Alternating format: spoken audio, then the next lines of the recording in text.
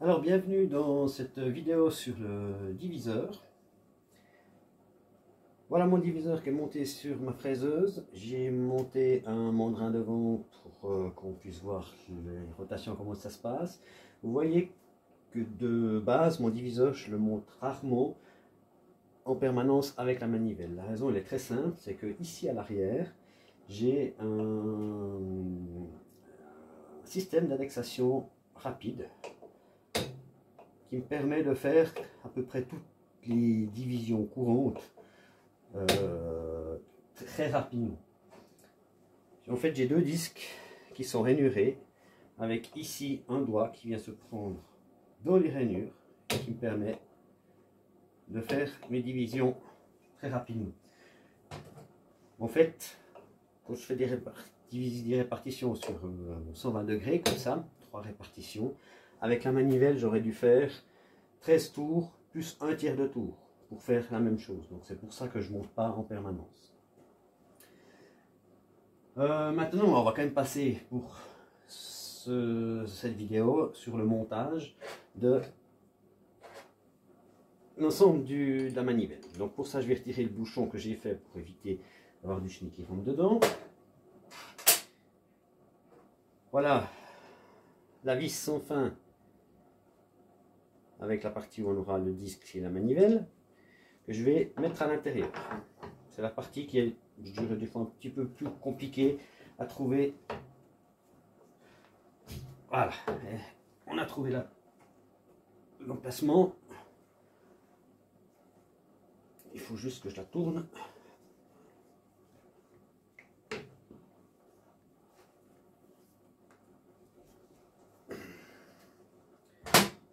Ça va des fois un peu dur.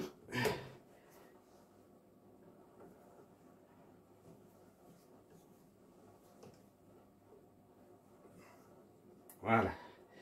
Ici j'ai une petite un index. Ici je le mets toujours en place correctement. Ça, je suis sûr que ça n'a pas bougé. Je serre ici la vis qui empêche le coude de revenir en arrière. Et je serre encore ici pour pas que ça tourne. Je vais faire juste un essai pour assurer. J'ai un poil trop serré.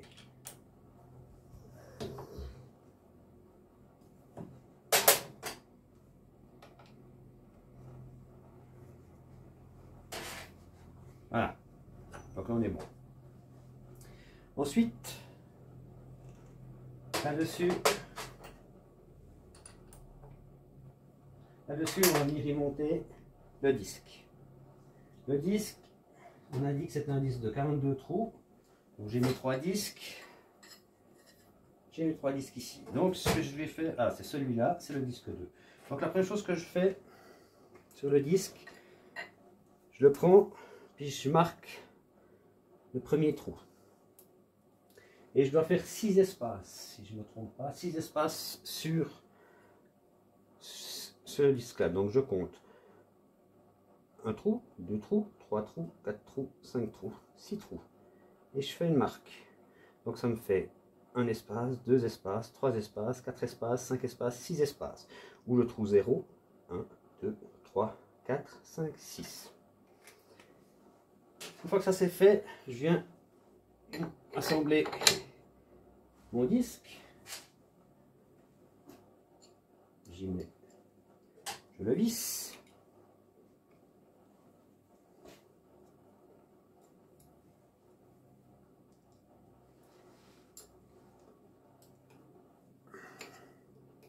La deuxième vis.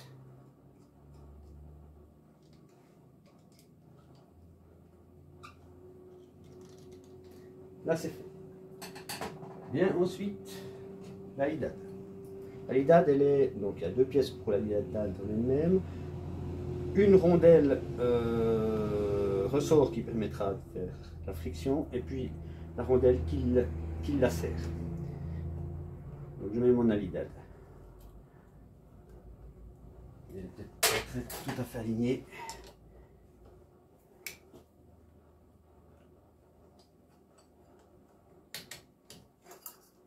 Voilà. Je mets la rondelle dessus. Pardon.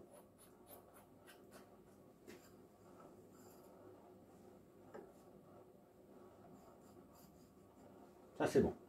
À partir de ce moment-là, la manivelle avec le pointeau. Je vais mettre le pointeau directement dans le premier trou et je vais régler directement le pointeau dans le premier trou que j'ai marqué.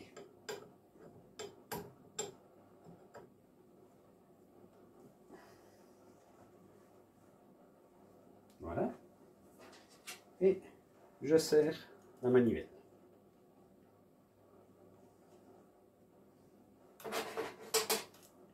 Hop.